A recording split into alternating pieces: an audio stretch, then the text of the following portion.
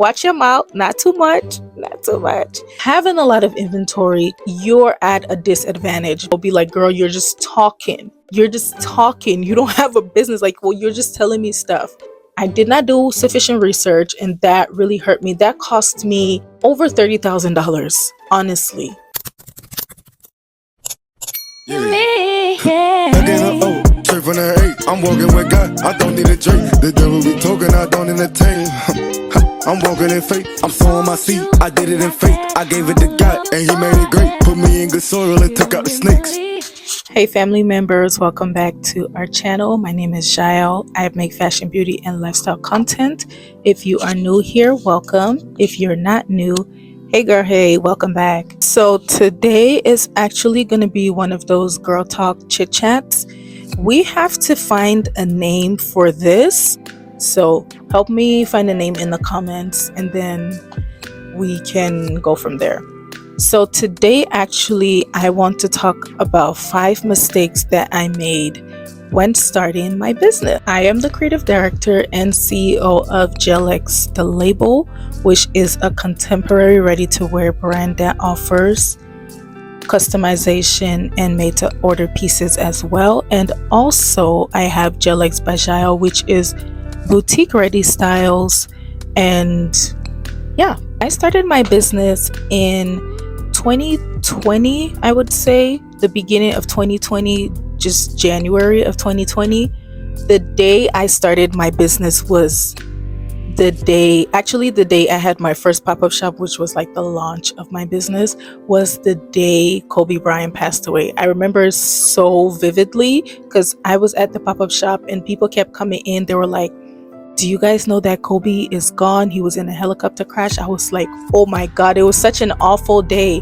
I remember so many people came by and some people were crying. It was actually really, really crazy. That's the memory I have when I think about like the day I launched my business.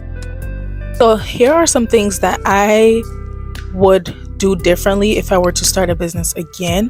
These are 5 mistakes that I made when starting my fashion business. Number 1 on the list is I bought a vendor list whenever getting started.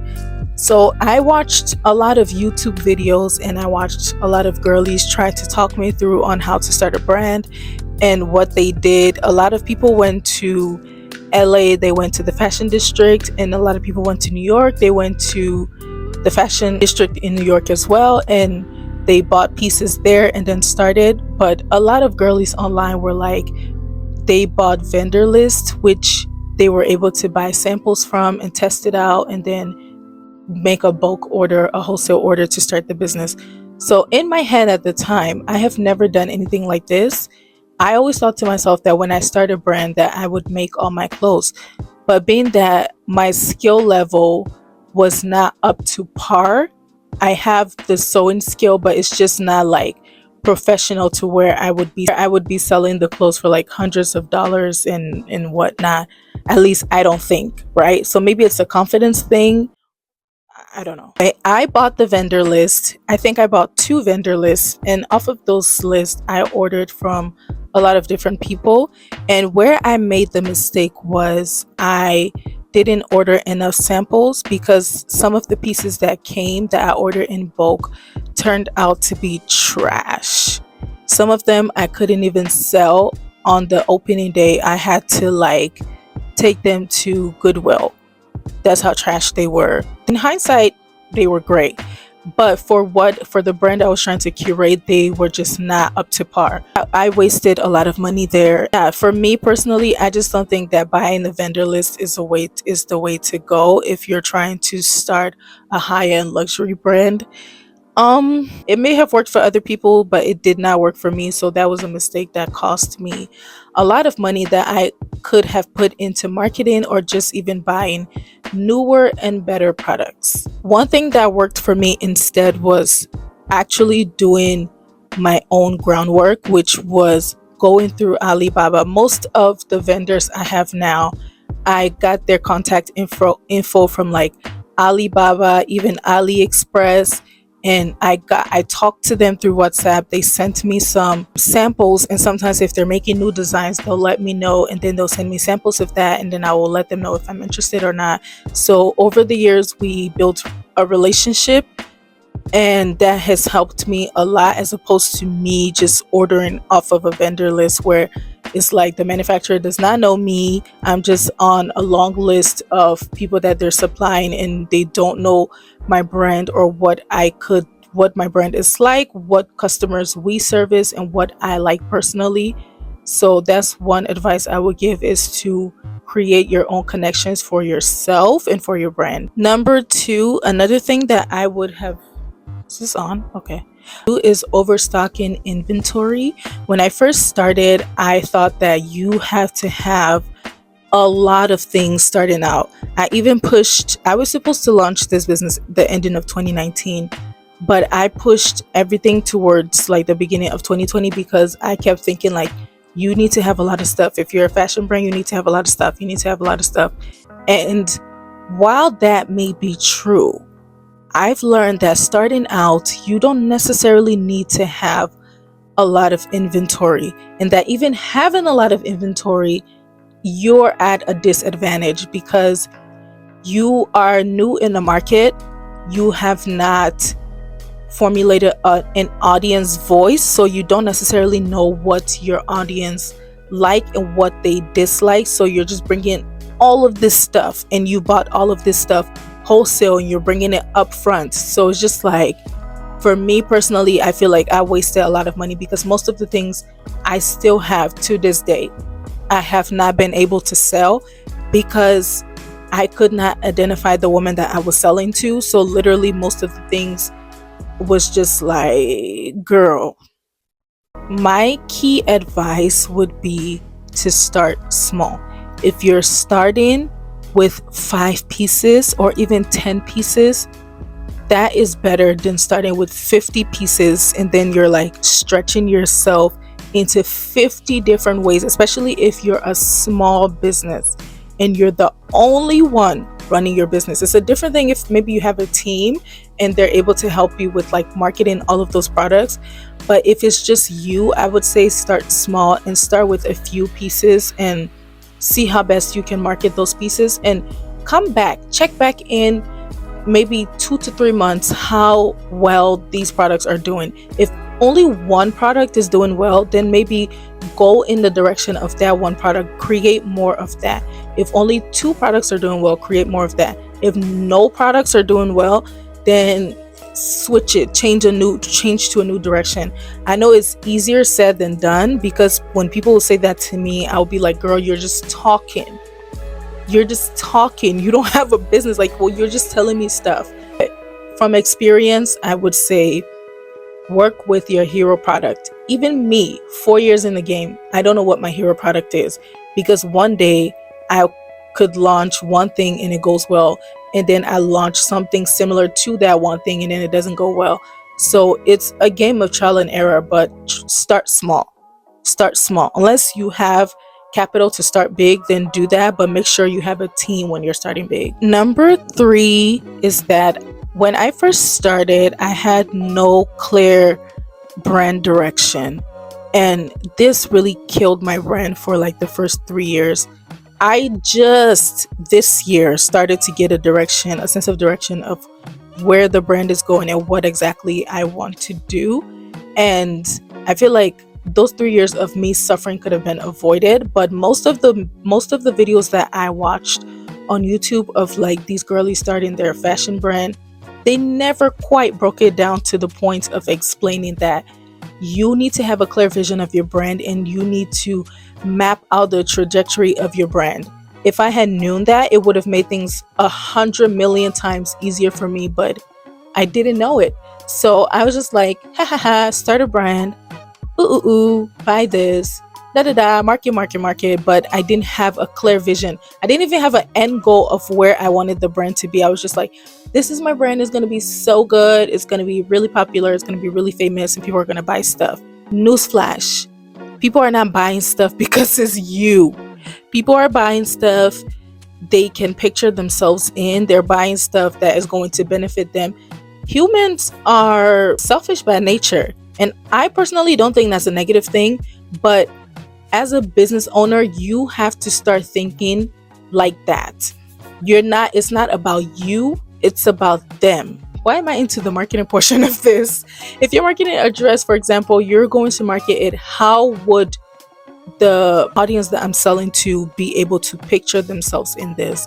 So just giving people like a clear vision of where the brand is going. I didn't have that. I'm working on that right now. Number 4 is insufficient market research. This was another huge mistake I made. When coming into the market, I did not research a lot because I just thought, oh my God, everybody says my clothes are cute. Everybody says I know how to dress. So I'm just going to create a fashion brand and it's going to be so good. Why? Because I'm fashionable. Wrong.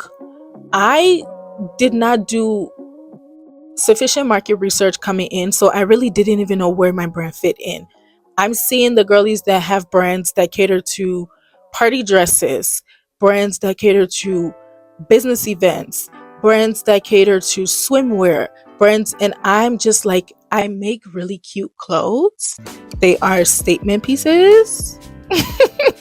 That showed from like the beginning of 2021 to even just like mid 2023, because the pieces on my website, the pieces on my Instagram page were just so mixed up. Like you would look at all of the posts and be like, what exactly are you selling? Who are you catering to? And I feel like if I had done the research, I would have known who my audience was, what I was to buy, what they would wear and what they wouldn't wear, and what I can do about that. So I did not do sufficient research, and that really hurt me. That cost me over $30,000, honestly. And that could have easily been avoided, easily. So learn from that mistake. If you're going into a field, even if you feel like you know a lot about that field, find the gap in the market that you can fit. Something that makes your brand really unique, that you're going to cater to that market that nobody else has knowledge on or nobody else has done before, to make your brand a necessity. So do that. Please save yourself some money. I didn't save money, but you can save yourself. So number 5, which I think was my biggest mistake, and I'm still suffering from this mistake right now, is starting my brand in a less demanding location. I live in Minneapolis. Minneapolis is not really the fashion capital of the world, or not even the fashion capital of the United States. So starting a brand in Minneapolis was very dumb. And hear me out, because I know there's a lot of people that are going to be like, oh, you could start a fashion business anywhere, even in the middle of nowhere, as long as you're using social media. But I started this brand in the middle of nowhere with no social media presence. Mind you, the only social media presence I had was from blogging, because I've been a fashion blogger for over 10 years. So I'm using that fashion blogger experience along with creating fashion content online to run this boutique that I have never done before. What the hell are you doing? What the hell are you doing? I feel that because I live in somewhere like Minnesota, I've had to work 1,000 times harder, because I had to work 1,000 times harder for visibility just because of where I am, as opposed to people that are starting small but in big cities and they're having more visibility because of the demographic of the bigger city and because of there being generally more people in bigger cities. So, and here there's not much of a fashion scene. I've tried to network, I've tried to mingle, I've had fashion shows, I've done pop-up shops, but all of that keeps falling flat because for what I am selling, the people here don't dress like that. Most of the time, they don't even understand what I'm doing. They're like, this tacky, overpriced, blah, blah, blah, because I can't cuss, that you're selling is just crazy. What is it that you're doing again? why is it you're selling this again? Like, why? I had somebody ask me the other time, like, why don't you just make t-shirts? I'm just like, I don't want to make t-shirts. Like, why would you, like, look at what I am making, look at what I'm selling. You're asking me to sell t-shirts. So it's just that, and I don't really blame them, because it's like, why would you want to pursue fashion here? You must not be serious. Lastly, this is like a bonus, but I think this was the ultimate mistake that I made. Launching my brand with no marketing strategy, no target audience in mind, nothing. I just went into this. It was, oh my God. Can I just have a moment of transparency and say that I just, as crazy as this is going to sound, but I just developed a marketing strategy for my brand in the year 2024, September. Mind you, I have created marketing strategies for other brands, for like other companies I've worked for, because I just thought that I knew the person that I was selling to. Turns out I didn't. And how did I manage to come up with a marketing strategy? Somebody from the outside had to be like, girl, what are you doing? Your page is a mess. Your website is a mess. Like, what are you doing? And I was on the phone call with her, and she was just like going through everything with me. And after that call, I was just like, yeah, all of this is actually really a mess. Time to clean house. So now I know who I'm selling to. I know what they would buy. And every time I go to buy anything wholesale for this season, I always think like, would the Jaelx woman wear this? It just, having that target audience in mind and having a clear marketing strategy has just birthed like a new era for my business for me, because I know what I'm supposed to be buying. I know how I'm supposed to be styling the things that I've bought. I know how I'm supposed to be marketing the things that I've bought. And I know how I am supposed to be creating the content, or even just like the colors, the patterns, and all of the, everything makes so much more sense. So before you start your business, after you've done the logo, the this, the that, the da da da da da, marketing strategy. If you have to pay somebody to do your marketing strategy, do so. And it's so crazy, because I was thinking to myself, like, damn, I do this for other people. Why did I never actually sit down to do this for myself? And one thing I realized is that when you own a business, there is a lot of emotional attachment to it. And I am so emotionally attached to my business, to the point that I can't even criticize it. And that's so horrible, because when people are criticizing my business, I'm like, watch your mouth, not too much. Too much on my girl. That criticism is needed.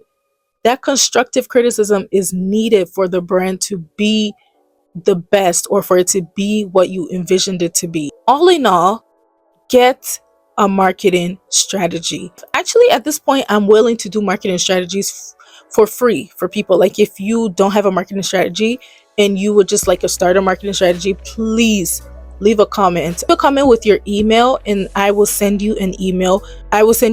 So we can figure it out, because that cost me a whole lot. And if you're a small business starting out, I don't want you to go through that, because that was hell. I'm not going back. Hell no. These are some of the mistakes I made when starting my business. I hope you enjoyed this video, and yeah, let's do this again. Thank you so much for watching. I love you guys so much. Until next time. Bye bye.